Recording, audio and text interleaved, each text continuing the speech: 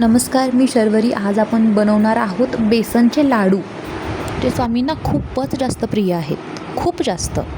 स्वामींचा एक आवडता पदार्थसुद्धा हा बेसनचा लाडूचा आहे. खूप म्हणजे अनेक पदार्थांपैकी एक स्वामींना बेसनचा लाडू आवडतो. आणि तोच आज गुरुवारही होता. म्हटलं घ्यावा बनवून. स्वामींच्या कृपा आशीर्वादाने अचानकच मनात आलं म्हणून करायला घेतलं. तर हरभऱ्याची डाळ घेतली आहे मी. 1.5 कपच्या आसपास ही हरभऱ्याची डाळ आहे. छान खमंग वास येईपर्यंत भाजून घ्यायची. खरपूस भाजायची नाही, खमंग. म्हणजे त्याचा कलर पण जास्त नाही बदलला पाहिजे आणि वास पण सुंदर आला पाहिजे. नीट अशी भाजून घ्यायची ती डाळ. ते झाल्यानंतर एका चक्कीमध्ये 3 नंबरच्या चाळणीनं, आता आमची स्वतःची चक्की आहे त्यामुळे मी 3 नंबरच्या चाळणीनं ते दळून घेतलं. त्यानंतर 1 कपच्या आसपास तूप घातलं आहे मी. ते तूप छान म्हणजे वितळलं ना, त्यामध्ये बेसन घालायचं जे आपण करून घेतलेलं आहे. जास्त पातळ बेसन दळायचं नाही, थोडंसं जाडं दळायचं. एकदम पूर्ण जाडं पण नाही आणि पूर्ण पातळ पण नाही. त्या गरम केलेल्या तेलामध्ये ते बेसन घालून नीट हलवून घ्यायचं. शक्यतो लक्ष देऊनच करा ही कामं, कारण कसं असतं, ही खूप म्हणजे असं मनापासून आपण एखादी गोष्ट करतो आणि तेव्हा चुकीचं काहीतरी घडतं ना, तेव्हा खूप वाईट वाटतं. त्यामुळं थोडा वेळ काढूनच ह्या गोष्टी करा. होतंही पटकन, जास्त वेळ नाही लागत. चुकूनही त्या म्हणजे भाजलेल्या पिठाला, तुपात भाजलेल्या पिठाला हात लावू नका, कारण ते भाजतं खूप. मला खूप जोरात चटका बसला त्याचा. छान असं भाजून घ्यायचं आहे.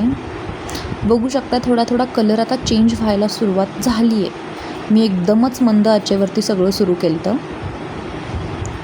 कंटिन्यू जास्त वेळ हलवून हलवून हात दुखतो. माझा थोडा थोडा दुखत होता.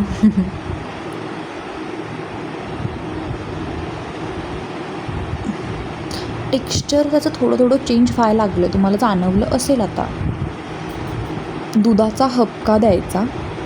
मी थोडं जास्त दूध घालते, कारण कसं होतं, मी परत जास्त वेळ परतून घेते जेणेकरून ते भाजलं नीट जातं आणि टाळ्याला चिकटत नाहीत लाडू. यामुळे थोडंसं लक्ष देऊन केलं की नीट होतं. आणि दूध घातल्यानंतर थोडं लक्ष द्यायचं, कारण तुम्ही बघू शकता ते करपतं परत पाठीमागं.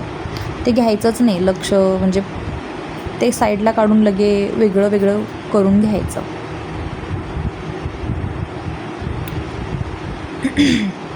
ऑलमोस्ट झालं आहे सगळं. आता ते एका ताटामध्ये काढून घ्या. त्यामध्ये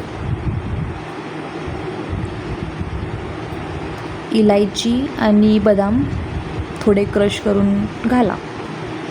शुगर मेन. थोडंसं थंड होऊ द्या सुरुवातीला, कारण कसं असतं, पटपट पटपट घातलं ना साखर वितळते आणि ते तितकं टेस्टी नाही लागत. माझं असं पर्सनली म्हणणं आहे की साखर जर बेसनच्या लाडवामध्ये साखर जर भरडी भरडी थोडीशी टाकली तर खूपच सुंदर होतात लाडू. जास्त पण असं भरडी भरडी नाही घालायची, पण छान लागतात.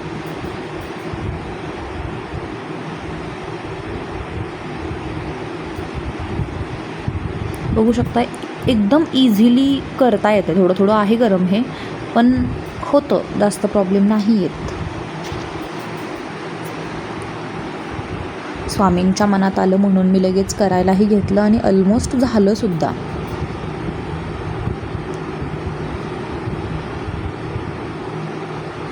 हलक्या हलक्या हाताने लाडू बांधून घ्या. बघा एकदम सोप्या पद्धतीनं, आणि लाडूसुद्धा खूप छान येतात.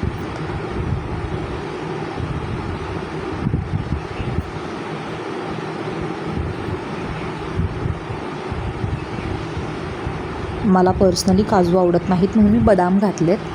तर कशी वाटली आजची रेसिपी कमेंट करून नक्की सांगा मला. थँक्यू.